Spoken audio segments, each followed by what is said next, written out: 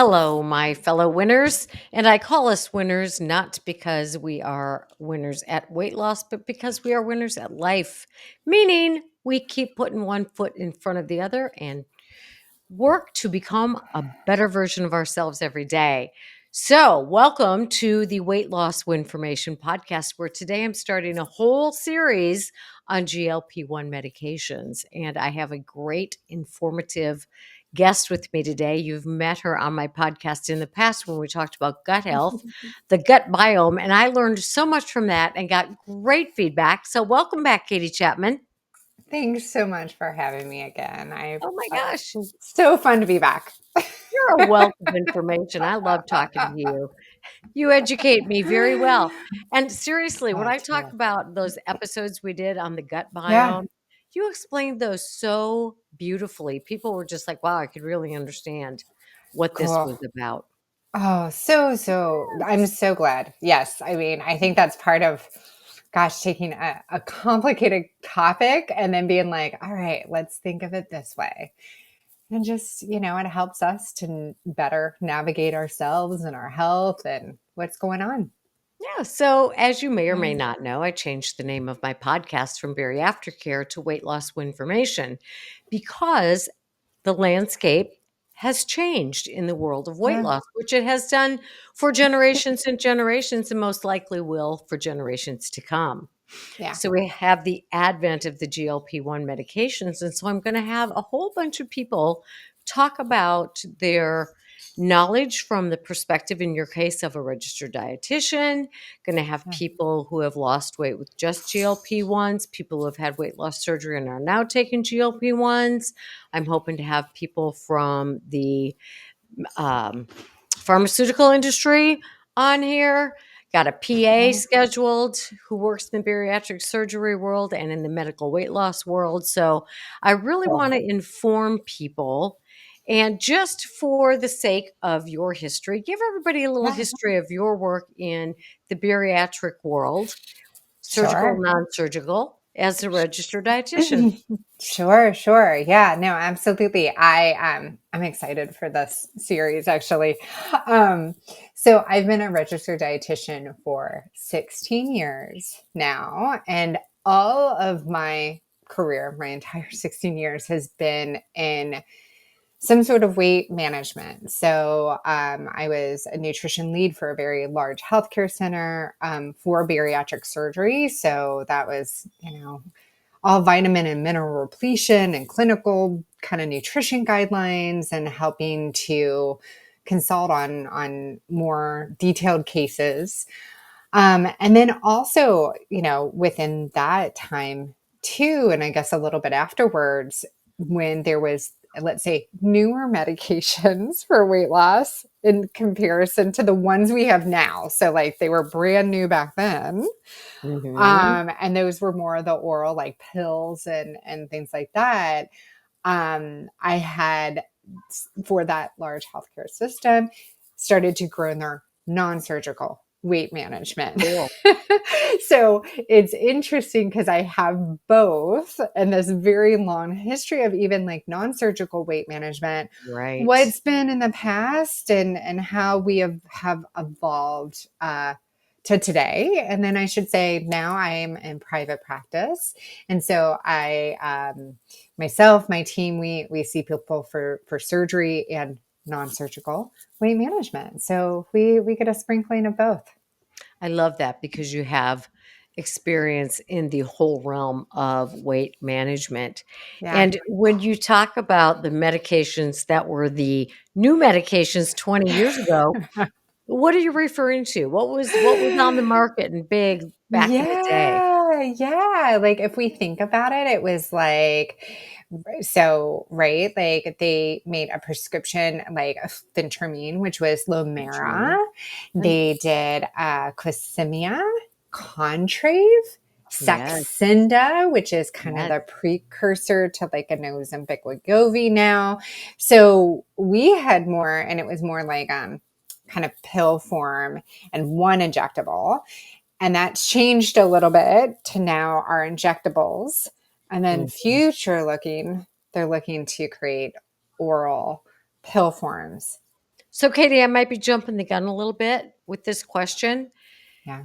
but the pill form that they're working toward in terms of GLP-1s, is that, do Mhm. you think, to reduce the cost and make the medication more available to more people? I'm going to say I'm hopeful. I think there's definitely an availability or ease of use, right?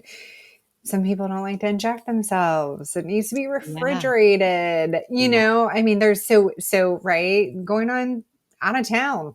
Like, Yeah. you know, so I think there's just that part of just like more ease. And then my hope is definitely cost effectiveness too.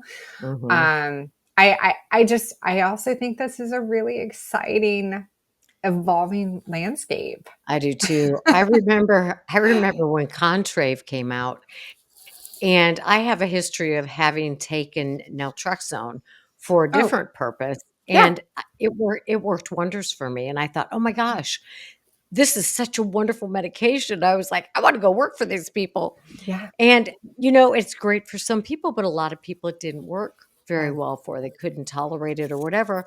And that's yeah, also true for the GLP-1s. Some people can tolerate them very well, some people cannot. But let's absolutely. start at the beginning. Yeah. So, in your work as a registered dietitian, just how would, if somebody came to you and said, "I'm thinking about taking a GLP-1, I don't know that much about them," what can you tell me? Sure, sure. So, what I usually kind of start with is almost just like, what is it and what does it do? Yes, And then also, exactly. I think for a lot of people, they're like, I don't know, there's so many. There's like so many Right. names. I'm really confused, right? Mhm. So I think those are like the two things that I really, really dive into. All right, So well, let's do that. What let's is it? I'm coming to start you, I'm like, there. I've been hearing about these GLP-1s, but I don't really understand. Can you tell me what it is and what does it do? Yep, yep. So a GLP-1 is an actual it's actually a hormone that is created within your body, but for a lot of people needs some help and assistance. And so what it does is it actually helps with reducing um, our blood sugar rising. It helps to release insulin into our blood, and it also slows down our digestive tract. So, what we feel with that, or what our body feels with that, is a couple things. We feel fuller, Mm, quicker because of that slowing down. Our body is much more able to digest and take in and kind of regulate our food in terms of blood sugar. So when that is difficult for our body to do that, we get elevated blood sugar, and then we're working really hard to try to store it. And we're kind of like, okay, let's put it in some fat cells. Okay, let's put it some over here. And we can't easily break it down and use it. So this helps for us to do that. Hey, I just wanted to pop in here really quick to kind of better define a GLP-1. I realize that we kind of talk about them and just throw out GLP-1. And I think I was able to give a definition, but it may not have been complete. So, just a quick sidebar.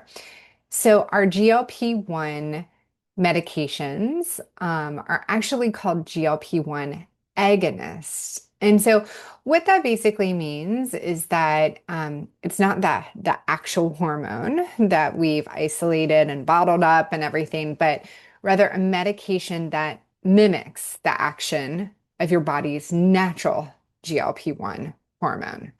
So, it kind of acts like what your body's making, but it is a separate medication. So, in talking about GLP-1s, or even the what they call dual agonists, which would be that trizipatide kind of family, which is both a GLP-1 and a GIP, two hormones. Again, they are agonist. So they're a medication that mimics that action in the body of what your natural hormone may do. So just that quick little side note. Now I'm back to the podcast. Okay, so what does that mean in terms of diabetes Yeah, versus weight loss or both? great question. Great question. So I'll say this, like kind of a little bit of both, right? So if someone has, or let me take a step back. For Okay. all of us, when we eat food, our Hmm. blood sugars elevate. Okay. Our body releases insulin to be able to partner up with that blood sugar to be taken up into the cell. So you think buddy system to be Okay. taken up into our cells. So for when someone is trying to lose weight, what oftentimes can happen is that they'll get maybe some insulin resistance. That means the buddy system is working okay. But when we go to the cell to like be taken in, we have the doors are closed. They're not opening. And what Okay. causes that? Is that just an anomaly? We don't know. It just happens for some people. So for some people, it's that, hey, some of their signals are sluggish, and sometimes that's over time of like overuse. So let's say Mm. um, we have a lot of carbohydrates or higher sugar things in how we eat. Or sometimes I even see like timing. If someone goes too long without eating, like, Okay. sometimes we're like, oh my gosh, I don't eat all day. And then, oh, at the end of the day, I'm so hungry, which, yeah, of course, absolutely. Exactly. But that creates kind of like overload for Okay. our system. And Okay. so over time, some of those patterns can just make that system not click as well. Okay. So if I wanted to make an analogy, and I loved the way you explained that about the buddy system and the cells shutting the door. So is Yep. it kind of like a person's metabolism that over time it slows down naturally and Hmm. or when we do radical things to our bodies in terms of extreme dieting or whatever, we can interfere with the natural regulation of that system. All of the above. You're Okay. exactly right. Yes. Okay. So if we're eating a diet heavy in carbs, simple sugars, whatever, it can kind of shut down that system, not Hmm. the buddy system, but the intake into The the door. cells. Okay. Yeah. Oftentimes the door system. So, just think about, right? Any of us, right? If we're having to do something that is kind of like extra effort and we're constantly having to do that over Ah, time, we're going to just get tired, right? We're not going to do it as well. At first, we're going to be like, let me lift this up. I got this. No problem. But over right. time, we're going to be like, oh, another one. Okay. Okay. Yeah. And so Major burnout. right, right. And so some of our processes and our bodies do the same thing. And so when someone says, like, ask the very important question of, like, how does this happen? Sometimes it's a combination of several things. But what we're ultimately seeing is this really efficient system is like, hey, I kind of got burnout over here. Okay, wait, this Okay. kind of happened. And so now we're just trying our best. but Okay. but things aren't clicking as well as what we want it to, or it could be. Okay. So when that happens to our bodies, we need some interception, Distance. Hmm. right? Yep. So what does the GLP do when our cells have shut down and said, you're not coming in? Yeah, yeah. So what it does is it kind of helps to slow down that process. So instead of so many people rushing to the door, and the door's like, oh my gosh, we're going to have a mob on our hands. Got it. We slows down that process. So both it gives hey, that buddy system of insulin released right away. So automatically, if we have a buddy and we don't Mhm. have people just kind of roaming around without a buddy, we need the Okay. buddy. Okay. Okay.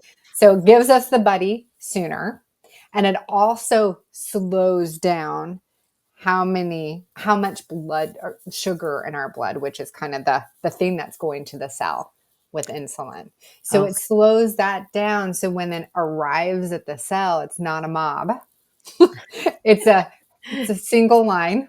And our cells like, I love cool, how we do this. I got right? Disney passes this year, season Okay, tickets at yeah. Disney, and so we do that rope drop, and Oh, everybody rushes in there and gets to the ride they wanna go on, so it's kinda like a mob arrives there, but they only let a few in at a right. time, so it's like Hmm. it kind of makes things more tidy and normal and natural. Hmm.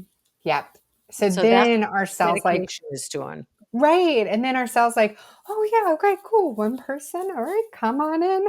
And so it makes it just that our system isn't overwhelmed.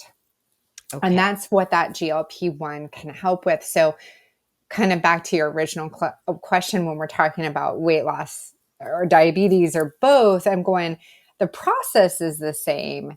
It's just for someone who has developed diabetes, they might need a little bit more assistance because that process Mhm. is a little bit more taxed or a little bit more tired. Okay.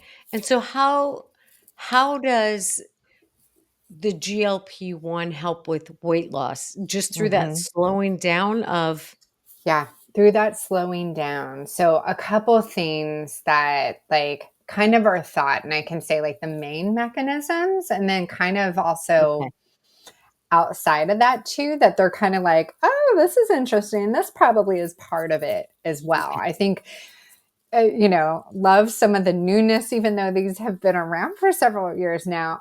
We're exactly. still on a pathway for discovery. Um, yes, in terms of weight loss, so it helps for that like overload not to happen. So things can work a lot more efficiently. We can take things in more efficiently and not have to put things in storage Okay. as I.e. much. fat. Okay, i.e., fat storage for later. The Okay. other thing is with that slowing down of that digestive tract and that system and kind of giving that like, that fullness signal or like satiety signal a little bit more quicker, we eat less because of that. Okay.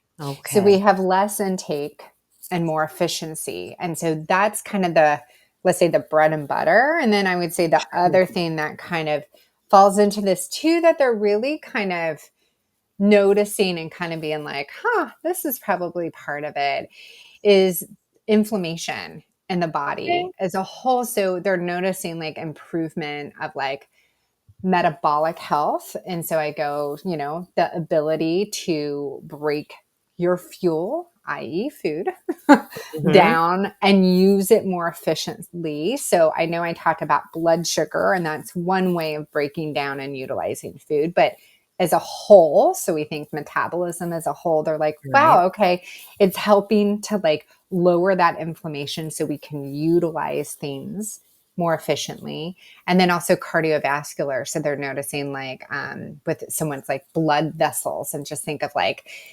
cholesterol and high cholesterol, Right. they're noticing a lowering with that, which helps to lower the body's overall inflammation. And I always think of inflammation as just a puffy coat our body puts on to protect itself. So when it has other things going on, right, like high cholesterol, diabetes, it'll start, maybe high blood pressure even, it'll start signaling like, whoa, stuff's off here. Gosh, we got to protect ourselves. We got to put on a little coat here. And oftentimes that's why we'll see weight come hand in hand with a lot of those things. Okay, so when I now That correct was me a if I'm wrong mouthful. because I'm just thinking, yeah, I just am thinking questions off of your information. So Mm-hmm. when I think inflammation, I'm Mm-hmm. thinking autoimmune disorders. Is that the kind of Could be. inflammation you're talking about here? Like RA or any of those autoimmune things? Or are you talking about the puffy coat being a different kind of? So I'll talk through autoimmune conditions because that's a great question.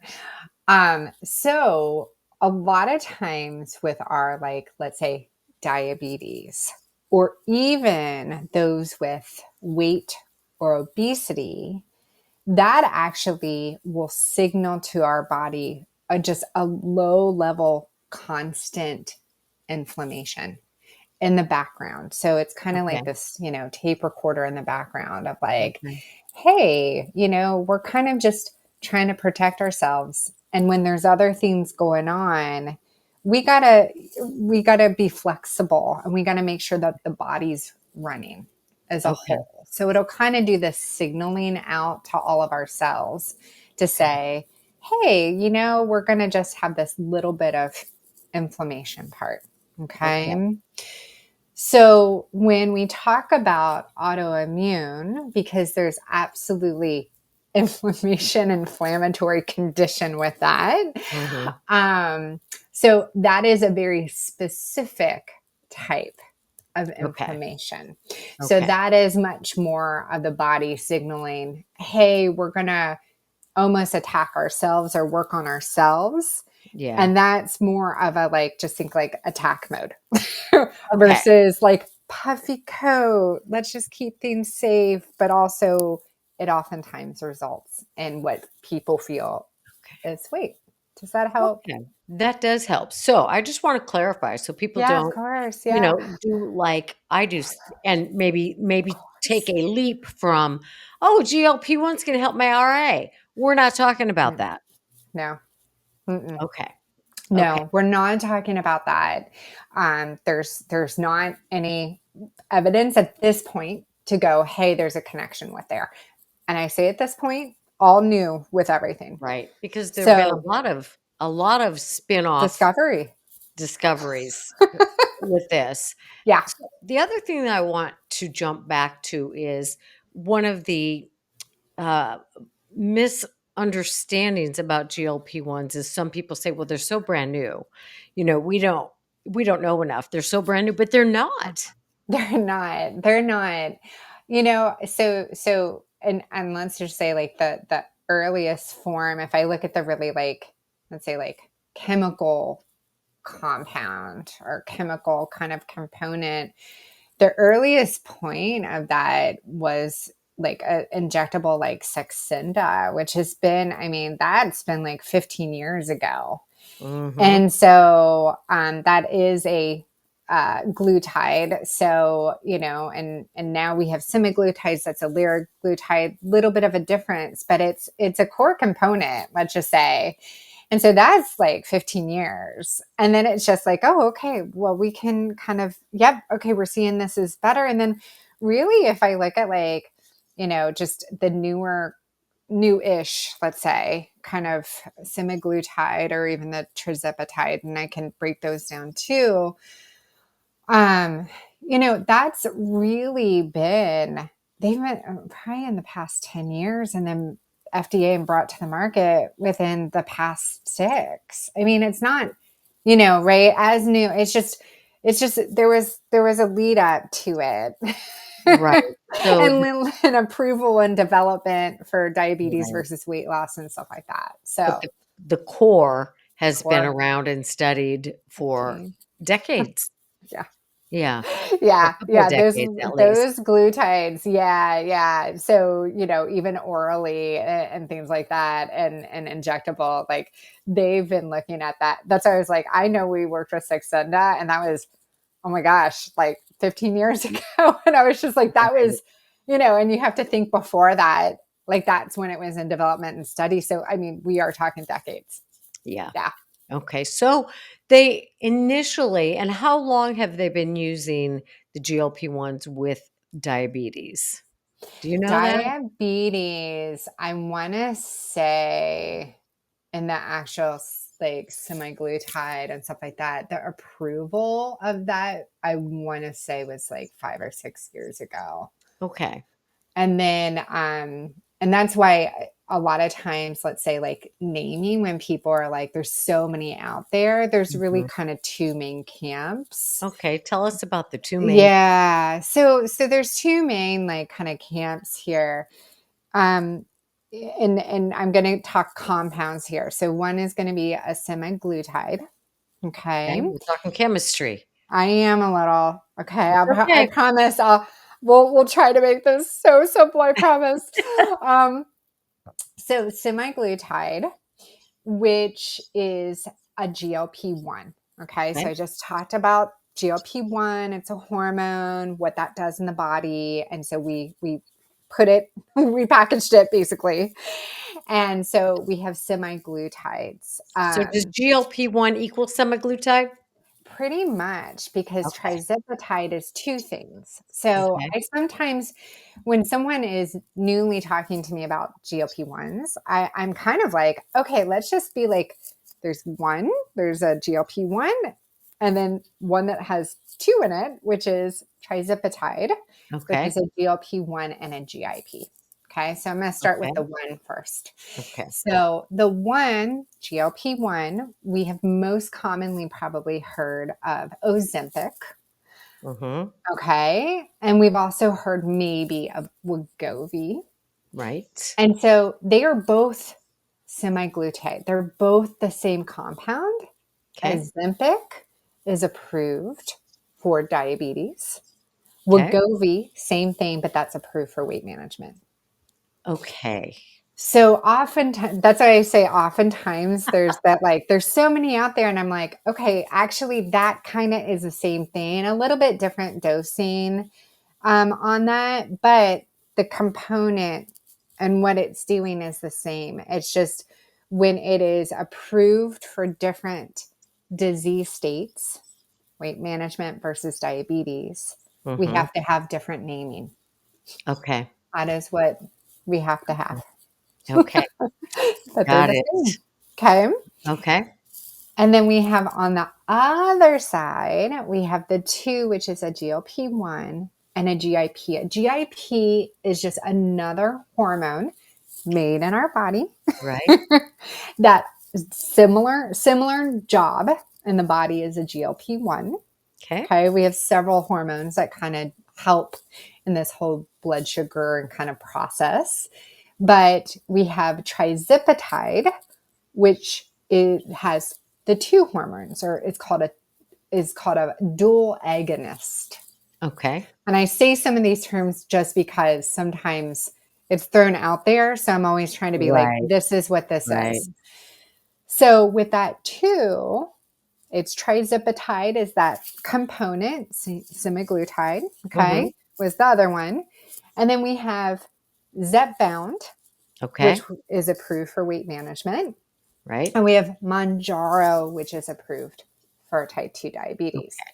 Same thing, little tiny differences dosage wise, but same thing, two different names. Okay. Great. That Okay. is good information. Yeah. Okay. So why would a doctor prescribe one over the other? Is it just the Well, drug rep that they have coming into the office, or what's happening there? I think a couple things. I think some is insurance and some of that with there, which is really layered. I'll Yeah. just be Yeah, yeah. honest, it's We're not really gonna layered. go into that for sure. Correct. So that's what I can say. Sometimes it's insurance based, sometimes it's rep based, sometimes it's availability. Like, and so there's all kind of differences in that in terms of Mhm. decision wise in O that. And sometimes I'll even go like, hey, right, the one versus the two, right? Like sometimes that's insurance based decision. That's sometimes a provider comfort level decision. right. There's a lot that go, or sometimes it is that, kind of like patient provider connection of kind of making that decision together of what's Sure. needed for their body. So Well, a lot can go into it. let me ask you this. So we have Yeah. the semaglutide, Mm-hmm. and then we have the one with the 2 hormones in it. Yep. The agonist. What Mm-hmm. is the, uh how, does one work better for weight loss than the other? Or is it body There's, dependent? I really see just in my vast experience, I've seen it be body dependent. Okay. If we do, studies, like I think what I find sometimes difficult is their studies are not apples to apples. Hmm. So I sometimes I'm like, is one a little bit more than the other? Is it? Right. Yeah. I have a hard time, and it's like, oh, I hesitate on making that statement just because their studies aren't apples to apples. So I have no Correct. like, this is exactly what we see, but anecdotally, I can say in my many people that I've Yes. seen go through this process, it is person and body dependent. Okay. So one may work for you, but if you try one and it doesn't, one of the other Yep, formulations may work for you i- absolutely. in terms of how your Hmm. body responds, whether there are any side effects. Yep.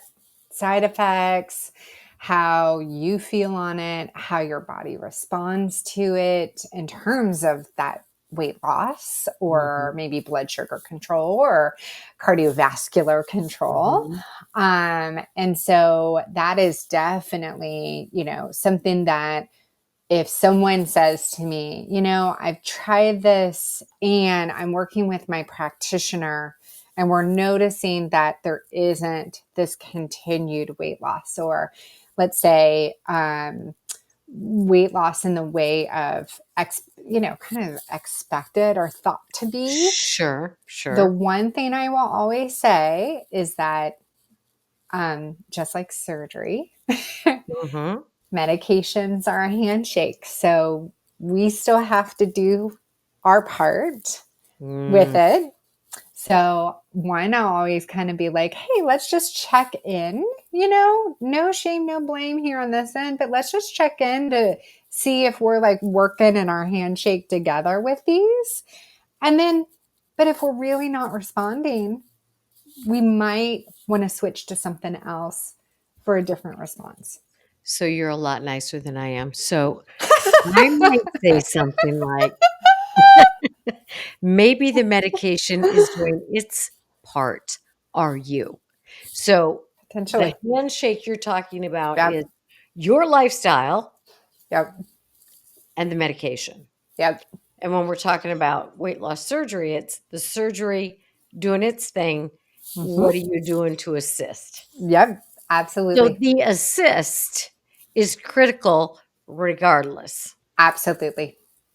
Yeah. Absolutely. Yeah. I mean, it's the assist is what you are able to put in place to really maximize Mhm. these modalities. Right.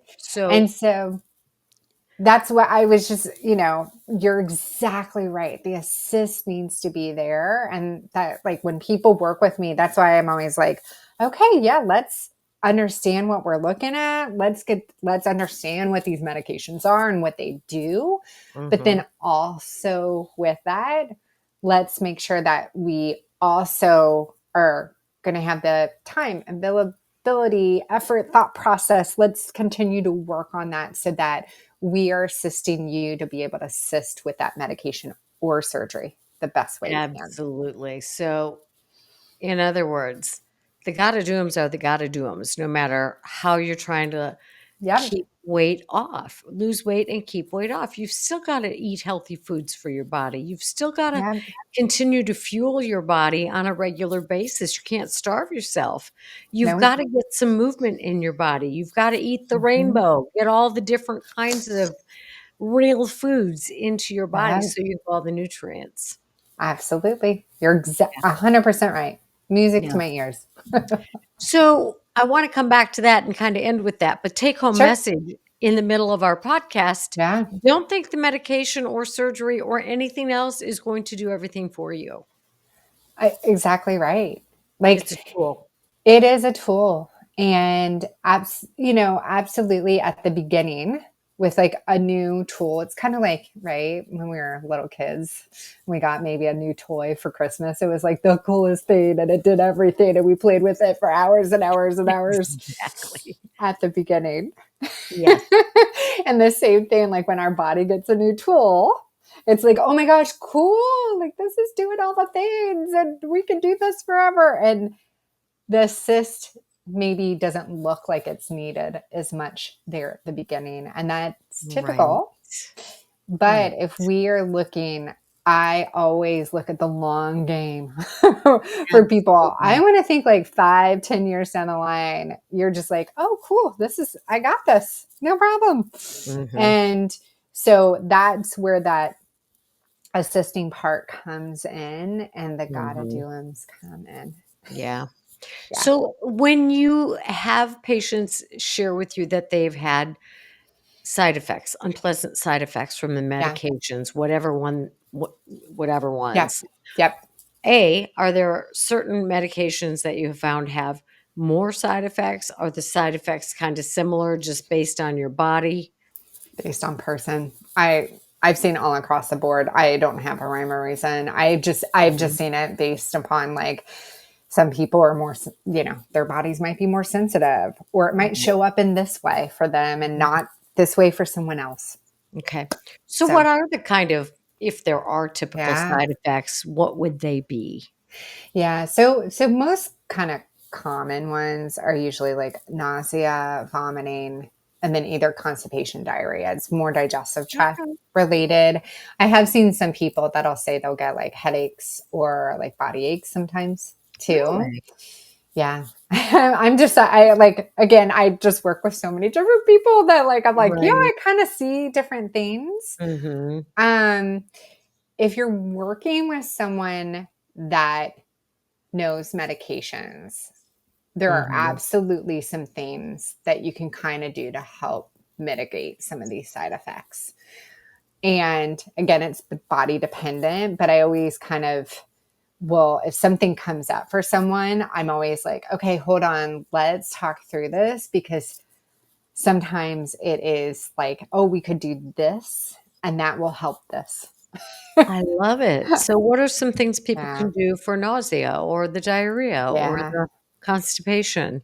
Yeah. So I kind of see, so with nausea, I oftentimes see that, especially at the very, like right after someone gives themselves an injection, usually Right. the first day or two.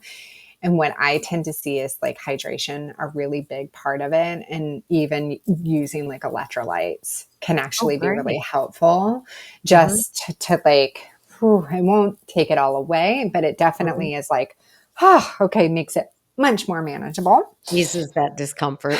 Yeah, yeah. And so, um, and then with the constipation, I'm typically seeing fiber and fluids low. So Okay. sometimes we might need to see, hey, where is that constipation coming up for you? Is that all the time? And then what are we actually taking in? And do we Mhm. just need to kind of balance that out a little bit better? Okay. That's typically what I see with that one.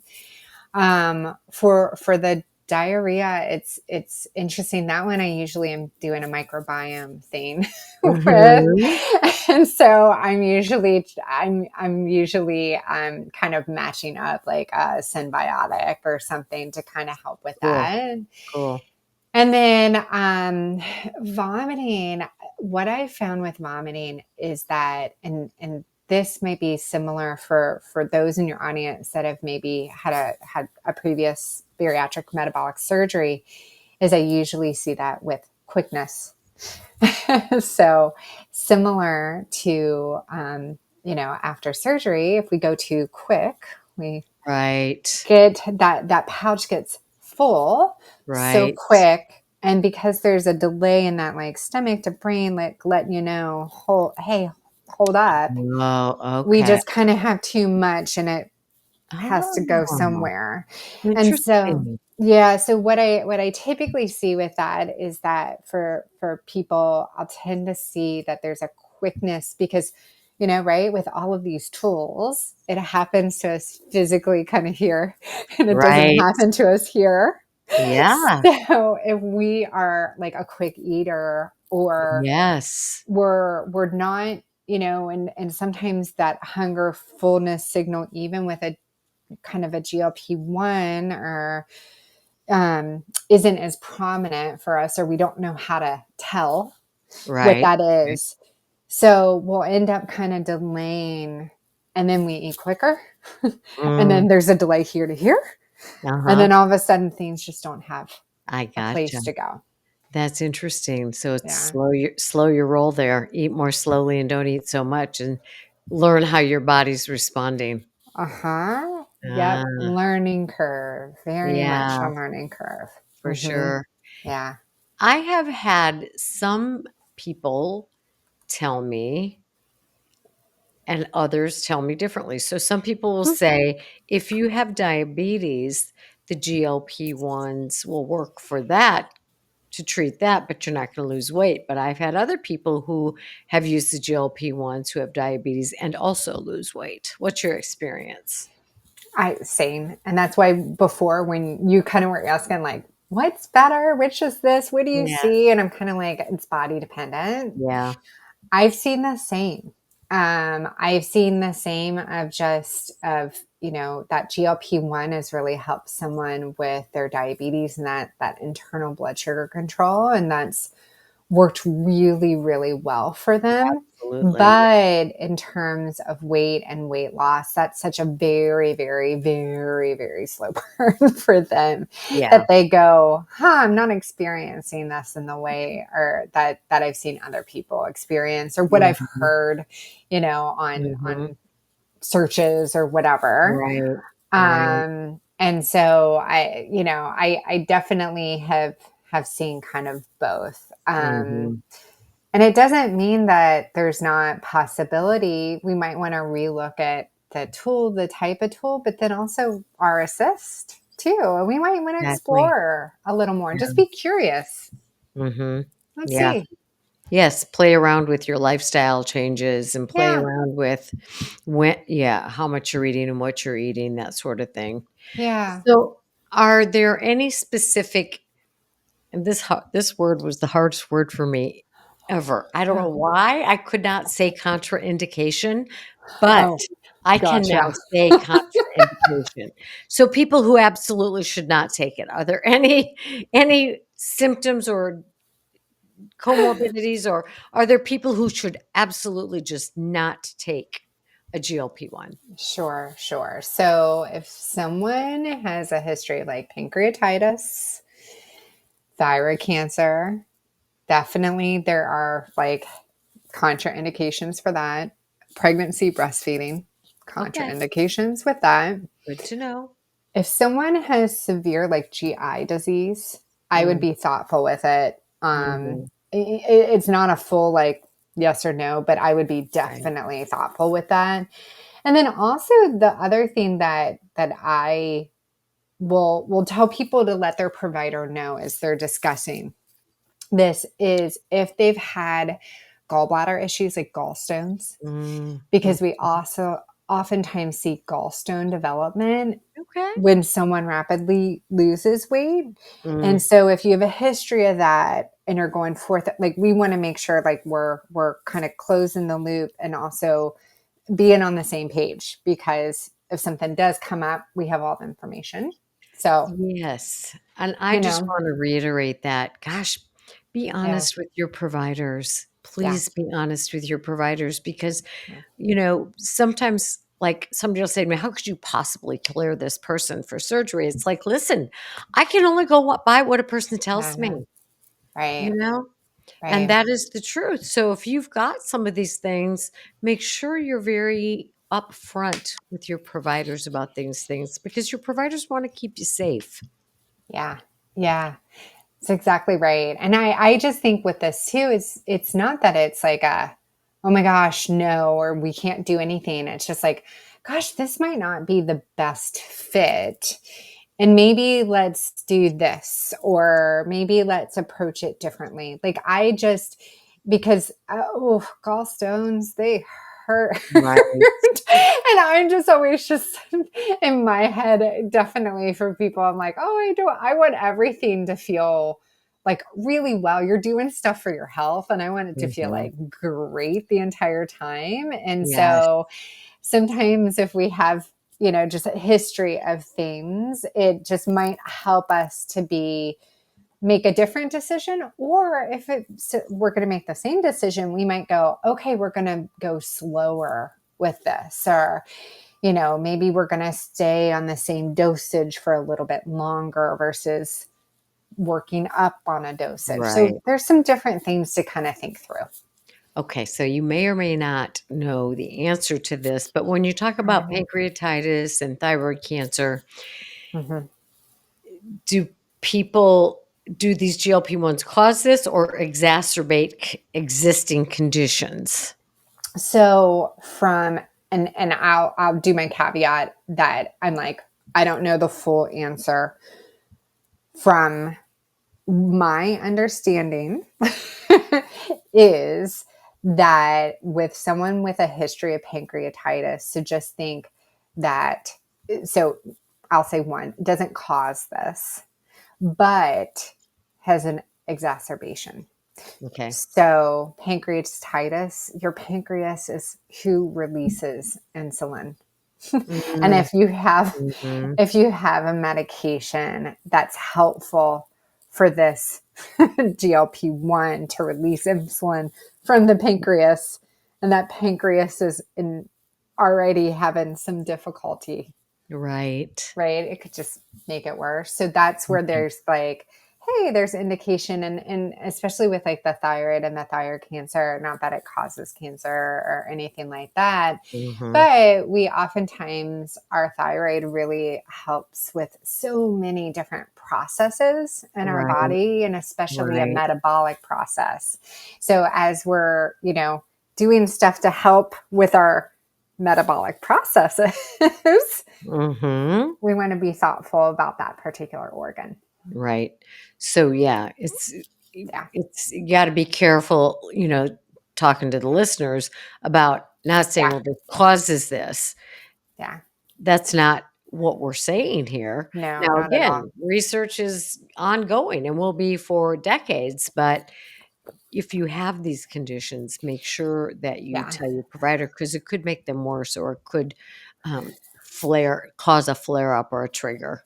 Yeah, yeah. And that's what, and that's why I kind of was like, let's break this down of like, this is what this medication is doing. And this is how it kind of plays with the pancreas and plays with the thyroid. Right. And so if we have that, we want to be on the side of caution of, oh gosh, okay, this is going to directly affect those organs in a way. Mhm. Sometimes roundabout way, but in a way that we want to be aware of that. Okay, so before we talk about the combination or the possible combination of bariatric surgery and a Sure. GLP-1, let me just ask you this because some people, and again, this may be more about lifestyle or, combination, that partnership between the medication and what you're doing. But some people will report that they plateau even with a GLP-1 at Mhm. not very much weight loss, where other people lose tremendous amounts of weight. Mhm. Yeah. Some of that is body dependent. Some of that is absolutely what you said, like lifestyle. Mhm. Some of that is our assist. Right. Um, so I oftentimes think of just, I think of probably 5 or 6 things that go into this that I evaluate with everyone Okay. on a weight loss journey, whether you are had a surgery or considering surgery, if you are, medication, or if you're not doing any sort of tool. Right. Okay. This is actually what I kind of consider. So, one, I'm looking at my nutritional components. Some of the main things that I think about that is adequate protein. Right. I think about fiber. Right. And then I also, at the same time, think about color. That usually goes along with fiber, but I actually think Mhm. about color. Mm-hmm. And then I do think about like where are our healthy fats and our carbohydrates and where are those fitting in? And Okay. then in the midst of all of that, where's the balance? Are we Okay. carbohydrate forward? Are we protein forward? Like, what does Right. that look like? Okay. So I think about that. I think about timing of what we're eating. Okay. So, I love how you said before, are we fueling throughout the day? It's Mm-hmm. really important. And Right. so sometimes there's a timing difficulty Mm-hmm. or issue. I think about fluids, not only in the way of just like hydration, electrolytes, but are we having something that is more of a sugar content or more of a caloric content that could be switching how our body does things Mm. or just adding more calories that aren't necessarily needed in that way. So I think about that. I think about movement. How does Right. that look like? Right. All the things, consistency, and how does that look, and all of that. Mm-hmm.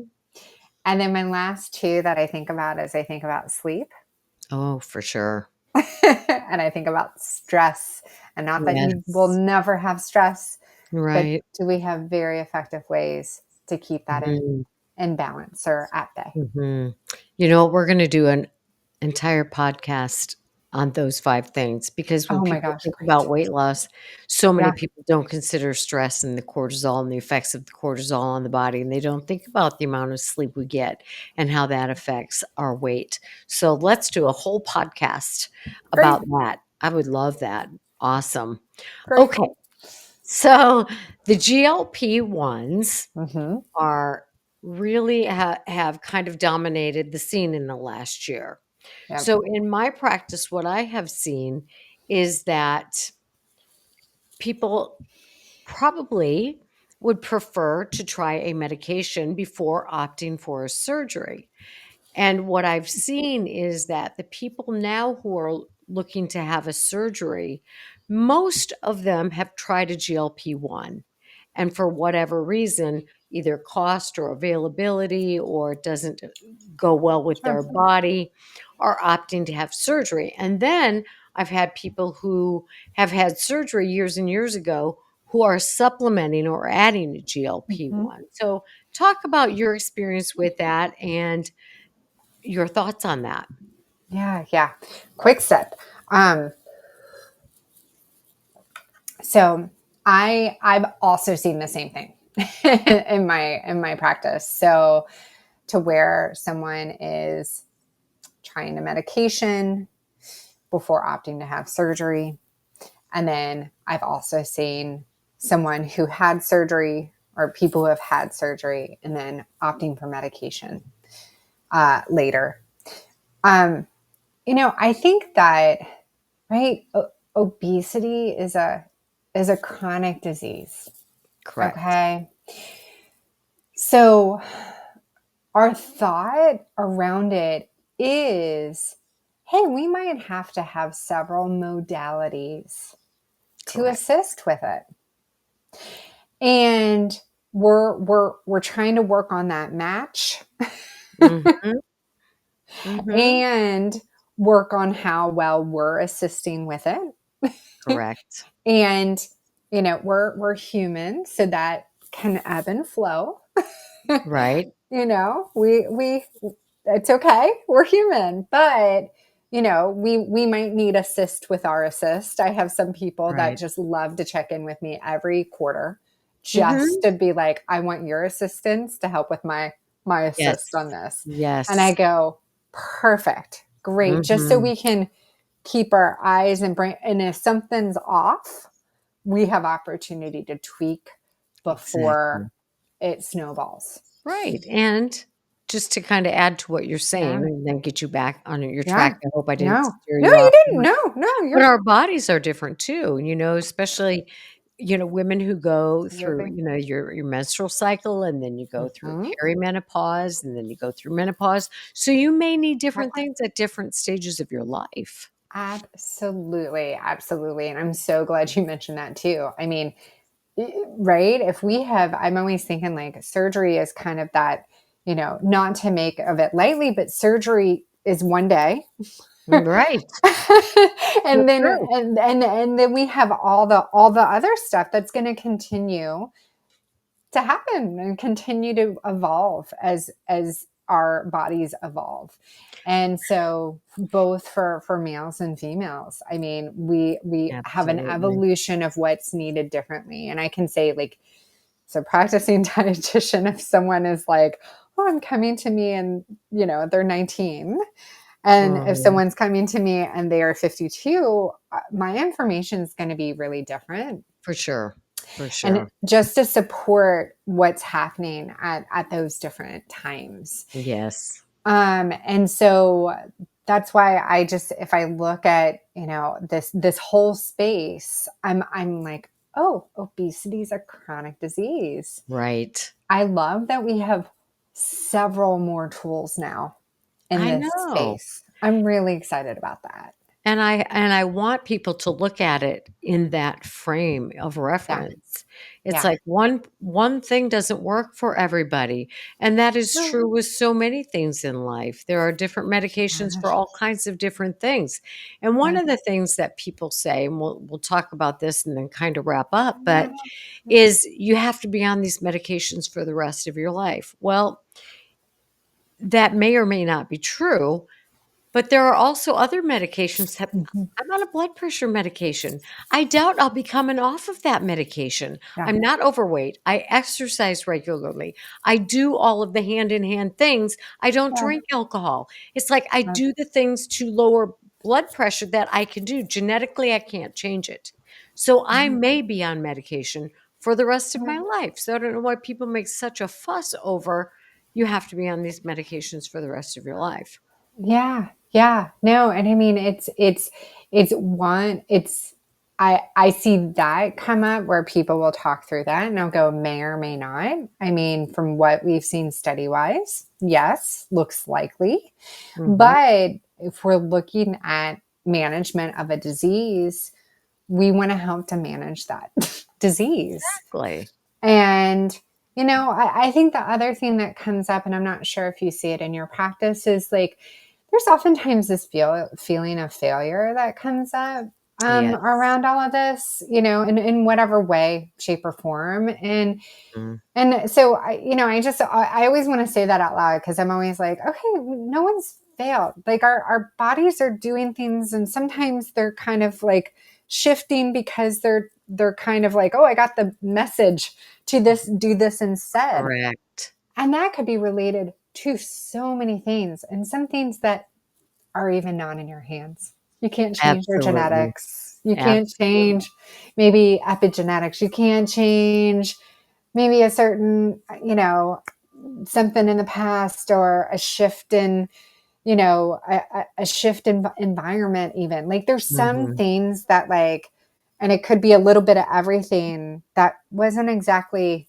all in your hands. And so really when I'm looking at disease management, I'm always like, okay, well, one, we do want to do everything within ourselves to support managing that. Right. However, if we need a medication to help manage that, we want to do that for our health. Right. Absolutely. Yeah. And I love how you put that. And the way I describe what you're saying is let's Yeah. look at the things we are able to influence and look at the things that we by ourselves are not able to influence. And Yeah. let's focus on it in terms of our effort working on the things we can influence, like how much sleep we get and how we manage our stress. That not that we're not going to have it, but how do we manage it? And Absolutely. how do we exercise on a regular and consistent basis and all of those things. And then for the Yeah. things that are not within our ability to manage, then let's Yeah. look at medication or whatever it might be. It could be medication, it Yeah. could be acupuncture, it could be all these different things. So let's try the things. Yeah. Um, so if you've had weight loss surgery, you Mhm. may need a medication. Absolutely. May need, may need that. And it's not that you're surgery necessarily didn't work or Right. that you did something that might not be the case, you Right. know?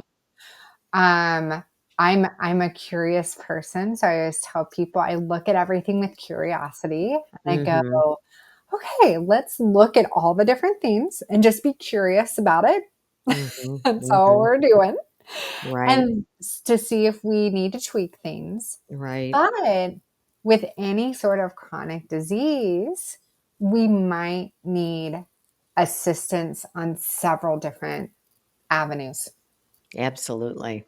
So when people come off of a GLP-1 for whatever reason, if Mhm. they're not tolerating it well, Yep. if their insurance isn't going to cover it anymore, if they can't pay for it out of pocket for whatever Sure. reason, um, what's your experience with weight regain? I mean, I definitely see it. Um, do I see everything come back? Not necessarily. Mhm. I always tell people like I work on with people on like building really solid foundations, Mhm. right? So whether our tool is there or not there, we still have our solid foundation to come back to.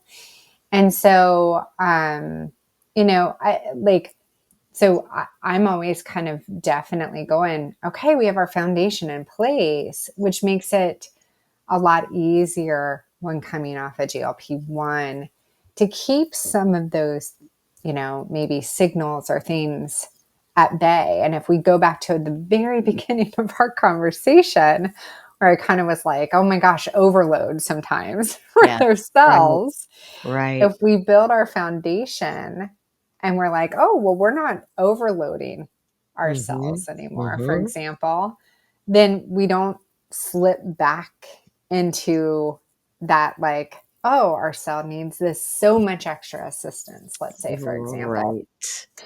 So there are some things that we can absolutely, still kind of keep in mind to help with this. And I think I see the same thing as you kind of nodded to the same effect. I don't Yeah. see everyone like gain everything back. I do see some weight gain for Of sure, course. Of course.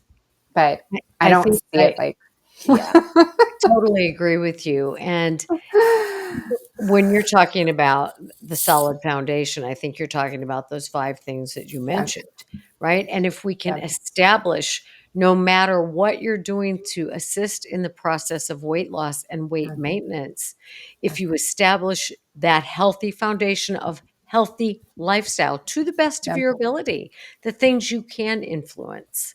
yeah, And that is what most of my work is about, is helping you stay on track with those foundational pieces. yeah, So when you come off of a medication or after the body readjusts after a bariatric surgery or after you yeah. come off of a medical weight loss process, that you have developed those things that can maintain your weight as much as your body is going to, given that you Mhm. are fighting a chronic disease.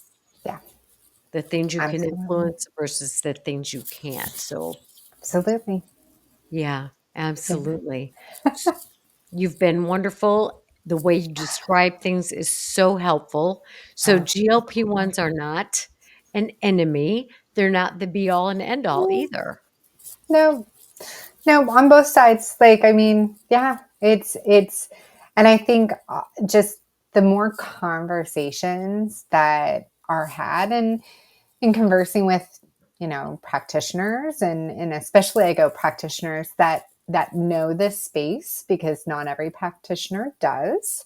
Correct. But, if you're with practitioners that know this space, then it could be just a conversation that's really understandable, even in the decision making process for any of these modalities, whether that's Right. surgical or non surgical. Absolutely, and I love that you said practitioners that know this space, because I will tell you, and Yeah, we most of us know this, whether you're a patient or a practitioner or a professional or whatever, but yeah, a lot of physicians, dietitians, psychologists, psychiatrists, yeah, whatever, are not trained at all about the disease of obesity in medical right. school or in any of our educational processes. We Yeah. have to seek out, when you go into a specialty, you learn a lot of the nuances. But when you go to medical school, or if you go to dietitian school, or if you go to Right. psychology school, you don't learn everything about everything. So No. find someone, ask them, are you well versed Yeah. in GLP-1s? Find somebody who is. Yeah. Absolutely. Just because it makes a world of difference in Mhm. the support of what to do. I mean, right? What to do. Oh gosh, I'm feeling this side effect. Okay. Like, I mean, there's a lot to it. And the more you get to understand your body and what it's doing, I always think that's so helpful to then making decisions, whether we're talking medication, surgery, but also I even go how you're eating or what you're eating. Like when Sure. you're like, oh, okay. Oh yeah, okay. That makes more sense versus like, okay, I can't have this or I can't have this. I'm always like, let's understand Yes. the difference between the two. So it makes sense. Yes. Right. Absolutely. So where can people find you? How can they locate you? I'll put this in the show notes, but Thank you. So I would probably say the easiest way to find me is actually through my website, katiechapmon.com. You can always send me a message through there. And it also has like phone number and all the Instagram and all things. that stuff on there. So that's probably the best Yeah. place to go and find me. And Chapman is MON. Mon. I know my Yeah. unique spelling, but I Yeah. promise you know, it's, if you try, I think if you try to search the other way, you might still find Send me it if to you you. say like Yeah. RD, but Yeah. let's make sure it's Katie Chapmon, Chapmon. Absolutely. Well, I treasure you. I value your information so much. And I can't wait to do that podcast on those 5 Yeah, foundational pieces. All right, we'll do that so again. excited. So, thank you for being the first one to start off this series on Thanks. GLP-1s. You made it very understandable, and I love how you make things, it's working hand in hand. Oh, I can get that. Easy picture. Yeah, Thank you, yeah, Katie, and pass this on, guys. As Laura Preston always says, sharing is caring. A lot of people need this direct and helpful information. So share this podcast episode with your friends, and we will continue on being weight loss winformation winners, becoming our best selves in all areas of life.